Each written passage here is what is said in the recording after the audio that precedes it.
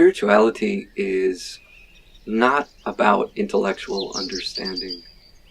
Certainly, we can use the intellect. It does have its value, but we also have to understand its limitations and to go beyond those limitations. Oftentimes we come to understand a concept simply by the intellect. In fact, that's where all concepts reside, in the mind, in the intellect. But a concept is not the thing. It's a description, an analogy, an abstraction. And if we get stuck in merely understanding something intellectually, conceptually, then we aren't experiencing the reality. Many people who are spiritually inclined are hungry for knowledge. So we read a lot of books, we attend lectures, we collect all of this information. But information is just thoughts, beliefs, ideas. We don't really know. To know something means to experience it. And that really doesn't require any belief at all. In my own life, I spent many years studying spiritual concepts, and you come to understand these things intellectually. You accept certain ideas because they seem reasonable, logical, or because they resonate very deeply with something inside of you. And so accepting in this way means that we believe it, which is also to say that we don't really know. It may be true, but we're not absolutely certain of it. And what I've experienced in my own life is that I accept some of these ideas because they make sense, and intellectually I get it. Intellectually I really understand it, what it means to be spiritual, what it means to be present, what it means to be one with the universe, what it means to be enlightened. But then I wonder, why am I not enlightened? Why do I still perceive duality? Why do I still suffer? Why am I still unsatisfied in life? Because I'm only understanding these things with the intellect, with the mind, which is to say that I've adopted a belief, a concept, essentially a theory. But I haven't applied that information. I haven't tested that hypothesis. So to really understand something, not just to believe it, but to understand it deeply, we have to understand it not merely through the mind, by thinking, but through experience, through awareness and observation. So I would take a concept and analyze it with my mind until I felt I understood it thoroughly.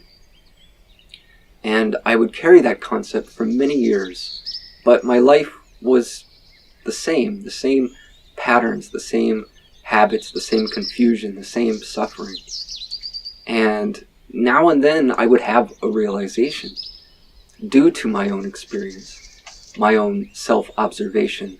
And all of a sudden I would feel as though this thing that I had studied and read about and heard about from others, I now understood for the very first time.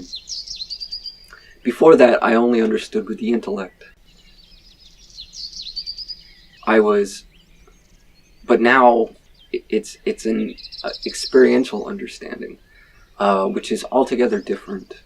It's much deeper, much more personal, unshakable, not theoretical, but actual. So all of these spiritual teachings are out there. Not to say that there's anything wrong with them, but how do we know? Maybe what you're being told is the truth. Or maybe it's a lie. Or maybe it's a little of both. But even if it is the truth, what good is it to merely believe in it? All this does is give us a concept to hold on to be attached to defend, and so on. But what value does any of that actually have, merely to believe in something without really knowing? These traditions begin when someone is telling someone else about their experience, and the other person simply accepts it as truth without necessarily finding out, without necessarily verifying it for themselves. So they simply adopt the belief and then pass it along to the next person. So what you get in the end is this belief that has been handed down to you throughout many generations. And along the way, probably it has been reinterpreted and misinterpreted, mistranslated, and so on. So what you wind up with is often a distortion. You don't really know what was actually initially experienced. But even if you're listening to someone who is speaking from their direct personal experience, what good is it for you to merely accept it intellectually? How can you instead come to the same level of understanding? Do we simply agree with them and adopt that information as a belief? Or do we seek out our own experience, which means, do we verify what is being told to us? Because how else can you verify it? If someone says that there's gold coming out of the mountain, what value does that information have to you merely to believe it, if that's all you do? And secondly, how do you know it's true? Is there a way to find out? Well, of course there is. You go and see for yourself.